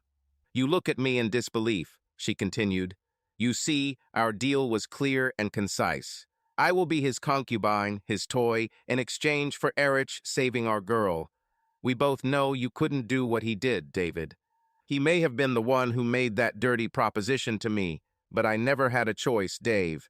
I know it hurts you, but at that moment you and I ceased to exist as a couple. You couldn't save our child. All you could do was helplessly watch her fate from the sidelines. Erich had the power to give her a chance at life, and when it came to choosing, there was no doubt. I know this hurts you, Dave, because I know how much you love our children. If you had to cut out your heart to save one of them, I know you would. You would steal and kill them, and if the choice was to leave me for this, you would throw me overboard to the sharks. Don't shake your head. I know you would. But that's not what Amber needed. She needed what Erich could provide, and you couldn't. As a parent whose concern for the child is more important than your own ego, you would have fallen to your knees and done unimaginable things if he asked you, not me. She looked at me sympathetically and nodded. But because he didn't ask you, I had to obey and do what he wanted. If you're looking for repentance from me, You won't find it, David. I was backed into a corner and would do it again if I had to. But there's another part that I talked about before, and it ties into your question of why I liked it, and why I gave Erich the satisfaction of knowing that I liked it. You deserve an answer. But there's no short answer, I'm afraid. There were 4 periods in my relationship with him after this all started, and each of them brought different emotions and awakenings. The first stage began as soon as I walked into his office 5 years ago. As he spoke, I was so shocked by the value of his help that I could not believe it was true. As he continued, I realized that the situation was not only real, but also inevitable. Deep in the back of my mind, I knew where this was going. Instinctively, I reacted like the spoiled, successful woman I was before the diagnosis. I was still living the illusion of female power. She shook her head and grinned mockingly. I told him no, and he was going to throw me out of his office, fire me, and kick me out of the building. When he started to turn his back, I asked. No, I begged him to leave me and let me submit to him. Yes, let me. My submission to Erich didn't start after sex. It started before. Sex was just sealing the deal that I couldn't refuse, and I knew it even before I told him that I was submitting to him. Before I said no, and he almost threw me out. At first, I didn't want to admit it to myself, but the reality is that I obeyed when I asked another man to be my benefactor and protector. I could have told him to go to hell. Poor Amber would have died, and we would have had another child after how we would mourn her. I was shocked that she would talk about our girl in such indifferent terms. She must have noticed it on my face because she pursed her lips and grinned. Oh yes, David, we're back at it again. I know what pisses you off. In choosing to save Amber, I sacrificed my marital virtue and your ego. My marital fidelity was mine to give, but your ego was not. To protect it for you, I would have to sacrifice our daughter. Sorry, David, she shook her head at me. But our girl's life was more important. I tried to protect that by hiding the truth from you. Most of my extramarital affairs took place on BCE territory, where you had no access. No one there knew that my office had a door to Erich's office. Thus, you won't know. But I found out, I replied, trying to pull myself together. I felt numb from everything Lisa said, but her frankness made me listen. I deserved to know, no matter how terrible it was. Only by chance, because there was surveillance that even Erich didn't know about. If it hadn't been there, you would still think that I was engrossed in work. But there was also your personal inadequacy that you faced. Please don't deny, David. You knew that you were not able to save our daughter. What my company could and did, I saw it. The thing is, David, you're right to some extent. Although I chose to give my body to Erich to save Amber, I didn't give myself to him until he forced me to serve him. What I saw in him was a man who had the power to give our children what you could not. His authority, wealth, and audacity were and remain an endless aphrodisiac. I know it hurts you, but it's the truth. It doesn't matter that Erich is also handsome, fit, and well-built. The sex was amazing, and yes, I enjoyed it all. I can see that you don't believe it. Well, let me ask you a question. You say you had sex recently. How did it feel knowing you were still married? And don't tell me a lawyer's advice about sex during separation made it enjoyable. That's how bodies react. And while we're at it, that rule applies to me now. But that exam you did earlier was borderline non-consensual sex. Don't ever try that again. If you want sex, just say it. Don't hold your breath, I snapped back. She laughed at that and then simply smiled and nodded.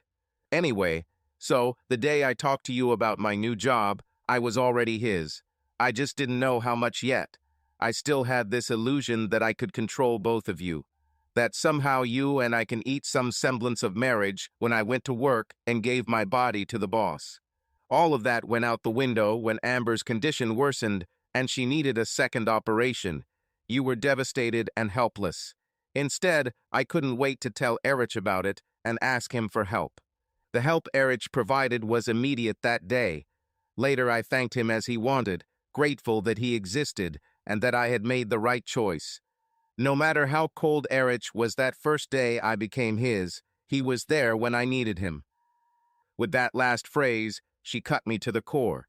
I spent 5 years looking after our children while she cheated all night long. I knew your heart grew cold, Lisa. But the fact that you are telling me this is a new test for you. You wanted to know so you could move on, didn't you? Was her answer. You needed honesty, right? Did you want me to grovel and tell you nonsense like it wasn't what it seemed? She raised an eyebrow at me as I forced myself to calm down. When I did this, she continued, and this was the second stage of my relationship with him. I didn't love Erich, but I was in awe of his abilities and presence. Loving a person like him is impossible. I had this with you before Amber got sick. What happened made me realize that I would never have this again, at least not after I betrayed you over and over again every day. I may have humiliated myself, but I still have a little conscience left. That's why I avoided sex with you after that. It was a reminder of our past that will never return. Why didn't you talk to me? Oh, David, seriously, what would this conversation be like? Honey, do we need to talk?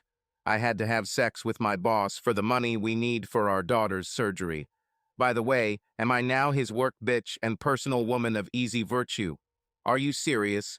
If I did something stupid like that, you'd run away, and I need you to watch the kids at night. Nanny, I snapped. You only saw me as your nanny. No, David. I have never doubted that you are the only person I can trust with our children while I work. Mrs. Bronsky is the nanny. She just looks after them at night, or for a few hours when we are not home. You are their father. You love them and will always love them. Knowing that you would be home to look after them made my life easier. Could be worse. What do you mean? Finding out why Erich decided not to humiliate you marked the beginning of the third stage of my relationship with him. You don't think it was humiliating for him to have sex with my wife every day? You know this now, but I never planned for you to find out. I did my best to make sure Erich didn't know this. You know what a cuckold is, don't you? What? Yes, I know. A guy whose wife cheats on him, I answered, using the standard definition for most people. That's an old opinion, she said, waving what I described. It was a disdain for men that needed to be redefined. A cuckold these days is a guy who willingly watches his wife having sex with others and approves of it. They often convince their wives to do this and arrange for it. What does this have to do with our situation? I once told Erich that he was cruel. After he corrected me, he said that I was wrong. That cruelty would be to bring you to a meeting on the first day and force you to agree to the terms he gave me and force you to watch. She was waiting for my reaction. I would. I started to protest. You wouldn't have done anything, David, she interrupted. If he had done that, there would have been security outside, just like when he laid out his terms to me on the first day. If you refused, they would tie you to a chair and force you to watch. But listen, David. He told me that although it would be an ego boost for him to see me humiliated, he decided not to do it for some reason. Erich did some checking on who you are. He told me that he was convinced that you, like me, would rather save our daughter's life than your ego. And if you had agreed to watch him desecrate me, you would have been completely useless as a father to your children. How nice of him. Maybe I should send him a thank you note attached to your body. Nice touch, David, but not necessary. But let's get back to business. Erich had a selfish reason for not doing this. He knew that me turning into his prostitute was enough stress for me that I could handle it. This meant that you had to not know what I was doing so that you could raise the children and take care of them. I knew that the children were in good hands. What he didn't count on was my inability to have sex with him and then come home and do it to you. He wanted me to stay married to you and on good terms. He encouraged me to have sex with you, but I had a problem with it. Give me a few minutes, I said. I need to use the bathroom. Sure, I'll take a shower if that's okay, and I'll meet you downstairs. In the bathroom, I started crying like a baby, realizing how long ago and how my marriage had broken down. My wife sacrificed this at the altar of parenthood. She was right. My ego made me jealous and angry. But I knew that she did what she thought was right at that moment. And realizing this, I thought about myself. Would I give in and let him take my wife before my eyes? Would I agree to his deal? Just the thought of it made me want to puke. And not just the image of it, but the reluctant acceptance of it for the sake of my daughter's life. And that it would destroy me in the process. I managed to pull myself together when I heard the shower stop in the master bedroom. Lisa has finished and will be out soon. Now there was no doubt that I would listen to the rest of her story. After washing my face and quickly brushing my teeth, I exit the family bathroom that my children use. I quickly check on my son Kyle and then head to my daughter's room. I don't neglect my son, but everyone knows I favor Amber. Even Kyle says he understands. You almost lost her, Dad, he told me one night as she slept on the couch, and we played video games. I understand that you love her more. I don't love her anymore, Kyle, I corrected him. I love her differently. But you're right. Sometimes I look at her and think it's a miracle she's here. Am I a miracle? Kyle asked. Yes, it is. You both are a miracle. I came back and kissed the army's sleeping son, as I had done before, and vowed to continue to show him my love until the day I died. I then walked down the hall to our daughter's room and opened the half-open door. Next to her bed, watching her breathe in her sleep, stood my wife Lisa, now in a robe. This evening was the longest we had talked and spent together as a family in a long time.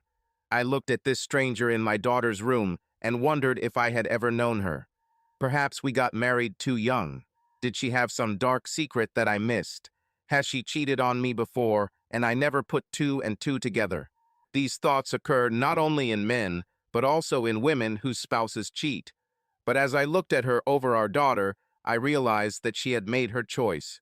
And I was surprised that I didn't judge her for submitting sexually to Erich Wise that first day. He put her in an impossible position where refusal meant the probable death of our girl. Lisa was right. We have exhausted all possibilities of getting money ourselves. Our parents didn't have that kind of money, and neither did my sister after her divorce. We now had enough money, but that didn't fix all the pain Erich had caused our marriage with my wife's help.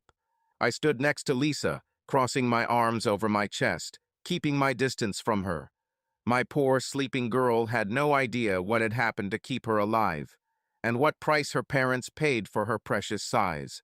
As Lisa reached over to straighten her blanket, I left the room and headed to the kitchen for a bottle of water. When she came into the kitchen and sat down, I handed her my bottle and took another. Then I sat down opposite her. When I opened my mouth to speak, she raised her hand. Can I finish what I started telling you?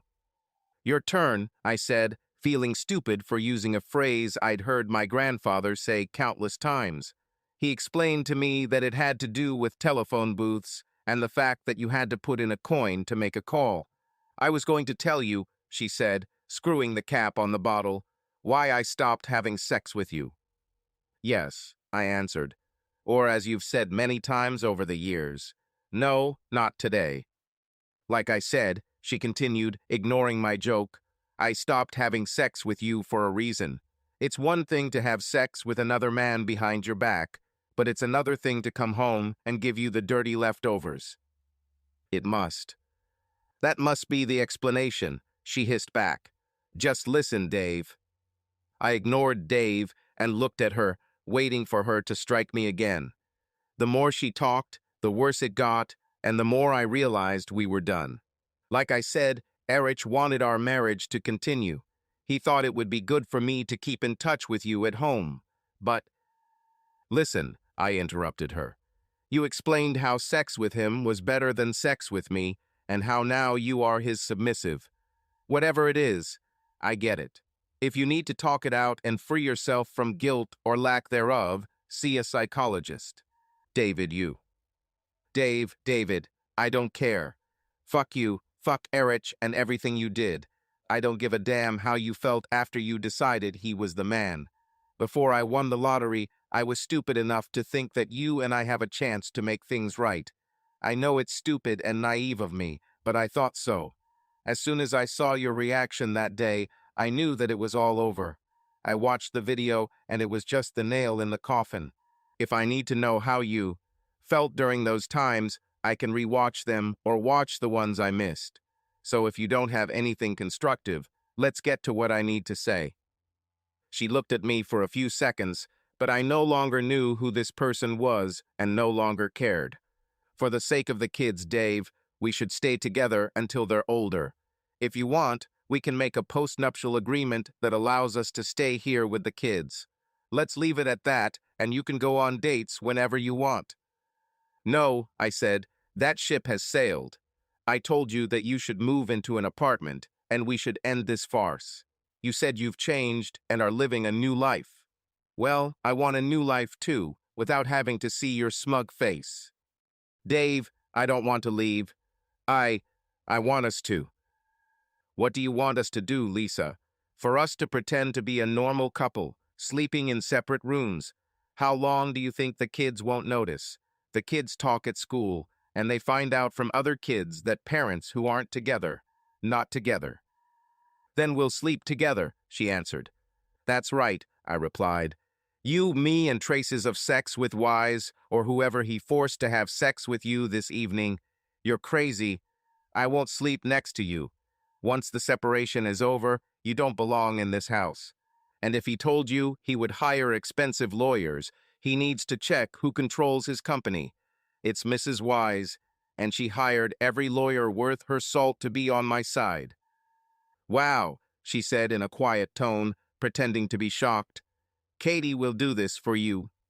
She did this before she contacted me.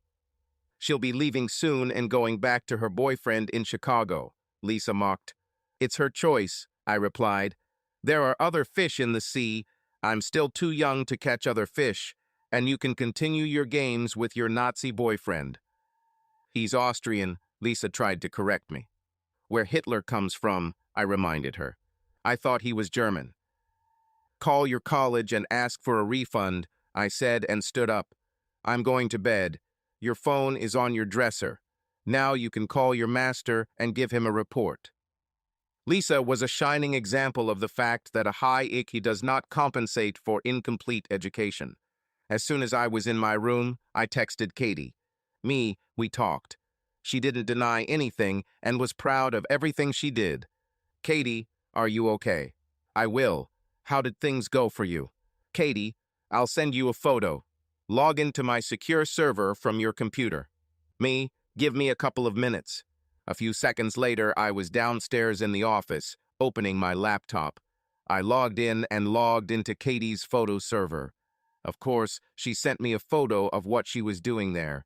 I giggled, then laughed as I picked up the phone and called the bastard's wife. She answered immediately. Remind me never to cross paths with you, I said jokingly. Unlike my idiot soon-to-be ex-husband, you're not stupid. So, are you coming over tonight or putting it off until tomorrow morning? Are you back in town? I asked, catching myself with too much enthusiasm. Yes, I'm back. I'm finishing up business in Chicago and moved here for good. There are problems at BCE that I need to solve personally. I'll tell you more tomorrow. After thinking about it, I'm tired from everything I had to do today and from the flight. For what I'm planning, I need to be fresh. And you? Yes, me too. Let's do it in the morning, I agreed. I need to sleep for my big role, Mrs. Demel. What's next? Quotes from Casablanca. This is the beginning of a beautiful friendship. He said, beautiful friendship, dumbass. Katie laughed, correcting me. See you tomorrow. 10 o'clock in the morning. I'll be ready. Good night, Felicia, I said, and as I pressed the end call button on my cell phone, I heard her laugh. I smiled, surprised at how Katie's return to town made me feel. The next day at 9:55 I was at the mansion. I rolled down the driver's window and pressed the button at the gate. There must have been a security camera there because the gate opened before I could introduce myself. Driving inside, I noticed a gatehouse covered in foliage, making it almost invisible from the street. The guard waved me through to the long road leading to the main mansion. For a second or two, I thought I was in Europe, looking at the castle. Stone walls, towers, and everything else, but without a moat and a drawbridge. Instead, there was a sleek, modern double door of polished wood and stained glass that looked as expensive as my car. I had some money now after winning the lottery, but the place was probably worth 10 times my entire fortune, which I had to share with Lisa. Then I realized how rich Katie and her family are. They had a mansion in Illinois, but they kept this one as a spare for visits. And she had a family ranch mansion, and a condominium in New York overlooking the park, and a yacht in the Mediterranean, and a private jet, and God knows what else. My initial analysis of her was correct. Power and money were part of who she was, not just something she had or inherited when her father died. There were many times I wondered why Katie would spend time and even have sex with me, of all people. She should have known that she was much higher in status than me.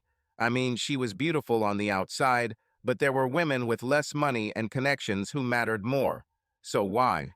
But in a sense, she was right. We were connected because our spouses were having sexual relations behind our backs. I assumed that once she got her revenge by sleeping with the husband of the woman Erich cheated with, she and I would be done.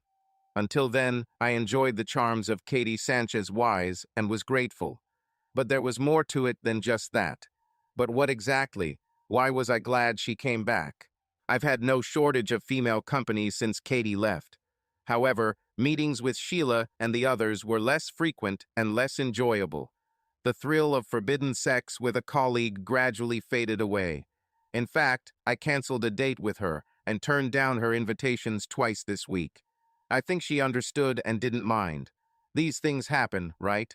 As for the others, I know it sounds corny, but they were just fleeting connections. Nothing more. And I have to admit, I found as much pleasure in communicating with Katie Sanchez Wise as I did in sexual encounters with her, and even looked forward to it.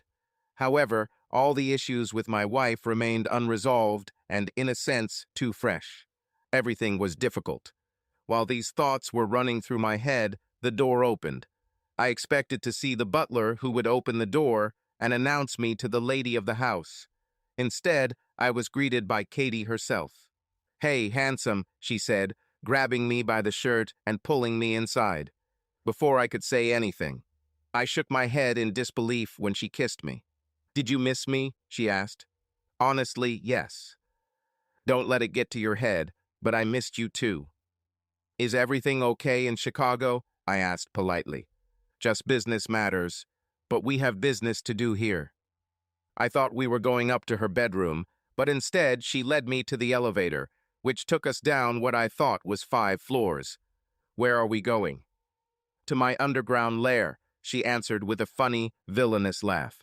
"I feel used," I replied. She led me through the door into the large bedroom. I've never seen a round bed except in movies. "Is this a bunker for the apocalypse?" I asked with a slight smile. She stopped to look at me, then motioned for me to sit next to her on the small sofa that was designed for 2. "This is a private place that few people know about. This part of the mansion was built in the late 50s during the nuclear war, so the owners built an expensive underground shelter for their family. It was closed for decades after the early 70s. My father then bought the estate and spent the survey. When this place was found, he repaired it. This is unlike any bunker I've ever thought of seeing." "No, it's not. But it's very, very private," Katie said, standing up. "Whatever suits us for today's business." I looked at her in confusion as she walked towards the curtains. Pushing them aside, she opened the metal double door, which she quickly opened with a key. "I might need your help," she said, beckoning me over. Never in my wildest dreams could I have imagined what was open inside. More precisely, whom, because in the center of the empty room there was a man tied naked to a wheelchair. The man was none other than Erich Wise. When he realized who I was, he tried to break free of his bonds and groaned again, trying to speak. Of course, he succeeded in neither, much to his wife's delight. "Poor Erich," said Katie mockingly. "Help me move it into the bedroom, Dave, please." I didn't know what was on her mind and wanted to ask, but it was clear from the look on her face that this did not bode well for her husband and my wife's former boss. So I pushed his wheelchair out of that room and into the master bedroom. This will do, she pointed to the end of the bed. And be kind, Dave, take off your clothes. When I placed his chair where his wife asked, I leaned towards Erich's ear. After she finishes what she has planned, you and I have our own scores to settle, bastard. Remember that. When my father found this place, it had been abandoned for a while, Katie said, ignoring Erich. Obviously, the previous owner had a bondage addiction that was a little on the extreme side. There were a lot of toys and bondage devices in the collection that are now in storage. And they still work. Look how he's chained to that chair. By this time, I had already undressed, as did Katie. So, what's the plan? I asked. In this, she whispered to me, this is my revenge, and I hope yours. She then turned and sat on the edge of the bed, facing her husband. You realize that you and I are finished, Erich, don't you? He tried to say something, but the look in his eyes said more.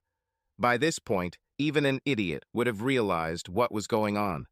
Calm down, Erich. I checked this place, and unlike your office, there are no cameras here. Forget about any possibility of revenge after tonight, or even ever being close enough to hurt me or David and his family. As you know, I'm damn rich, and I'll do anything to make sure we're well guarded. I've known for a long time that you were cheating on me. After all, people of our status rarely remain faithful to their spouses. As long as you had girls, it suited me. But what you did to Dave's wife was disgusting, even for you. I'm wondering if you tried this trick with other women, or if Lisa Henderson was the first one you manipulated into being your slave. Either way, this is not going to end well for you. You thought you were so smart, didn't you? You're probably thinking that even if we get divorced, which we will, you'll still have a majority of BCE shares and remain in your position. That's not entirely true. Remember a few years ago when you took the company public to attract capital for growth? Erich was silent at this point. He was probably wondering where this conversation was going, and to be honest, me too. Well, when you did that, you were left with a majority share of the shares, which gave you control. But my family bought the rest. Since my family gave you BCE since our marriage, that makes half of your shares mine. Now, I know that I will lose a lot when we divide our assets, but you will no longer be the owner of BCE and will not be its CEO. So you're probably wondering what's going on here. Why the bedroom? Why is my lover here? And why are you naked? Well, I love having sex in bedrooms. Only I don't have sex with other people's spouses in their house when these spouses are at work. And I don't take parents whose children are dying and turn them into my sex slaves. And I would never consider paying a doctor not to perform an operation as you threatened Dave's wife. What kind of sick bastard does that? But since you love sex so much, let's see how much you enjoy watching the man whose wife you slept with have sex with your wife. And yes, he already had sex with me, and that was wonderful. Erich's eyes widened. Now you guessed what her plan was, and so do I. The next thing that happened was revenge sex of the highest quality. Katie and I did everything sexy we could think of in front of an angry Erich Wise. From his position at the foot of the bed, he had first place in this performance.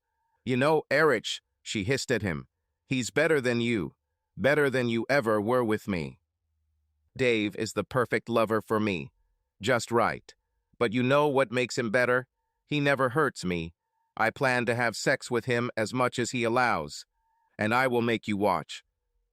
You're disgusting, I said, shaking my head with a grin. But you can't help it, can you? For some reason, I wanted him to answer. You made me do it. You're the last one who can claim to be a victim of coercion, Erich, I spat back. You are a disgusting person. There's one funny thing I've noticed about people like him. Give them the ability to bully and use people, and they will do it. Many men are big, have power, but do not abuse it. But people like Erich simply cannot resist. And like school bullies, when confronted, they cower and retreat like cowards. I decided to check this by freeing him from his shackles. What are you doing? Katie asked, sitting up. Erich, I said, looking at him menacingly. Sit here like a good boy and watch me have sex with your wife. But until we're done, you'll sit here and watch. I turned around as he started to get up. If you even think about attacking me, I will beat you to a pulp. Stop looking at me with defiance, otherwise I will beat you just for fun. If you've ever seen scoundrels like him cower like cowards, it's priceless. He didn't leave. My biggest concern in divorcing my wife Lisa was the children. I didn't want them to lose their mother, but she and I could no longer live together. Our relationship as husband and wife ended a long time ago. Now we simply coexisted, just like the last 5 years. However, the children were still young. Kyle was 10 and Amber was 8. They were still at a tender age. I wondered how they would cope and what kind of mark it would leave on them. But one day, when I was preparing breakfast for them, they let me know how wrong I was to worry about them. "Where is Mommy this time?" Amber asked. "Not with us, that's for sure," Kyle replied. I said nothing.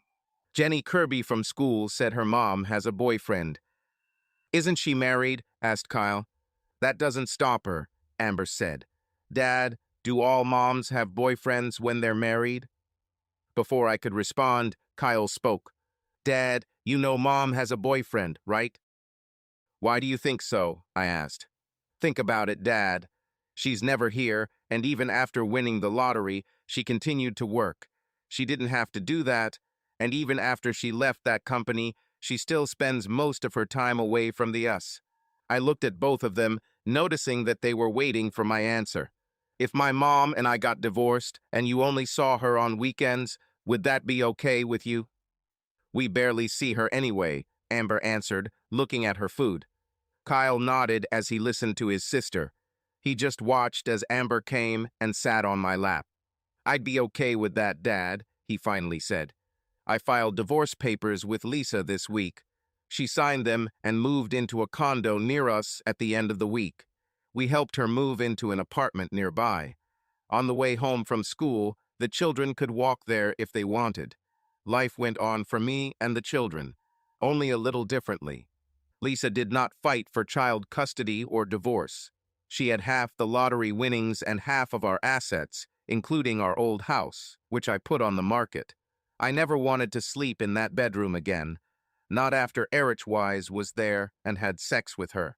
We bought another house down the street. It was a new start for us. I saw Lisa occasionally at children's events from afar. She stayed away from me, and I stayed away from her too. Our only communication was about what we needed to know about the children and vice versa.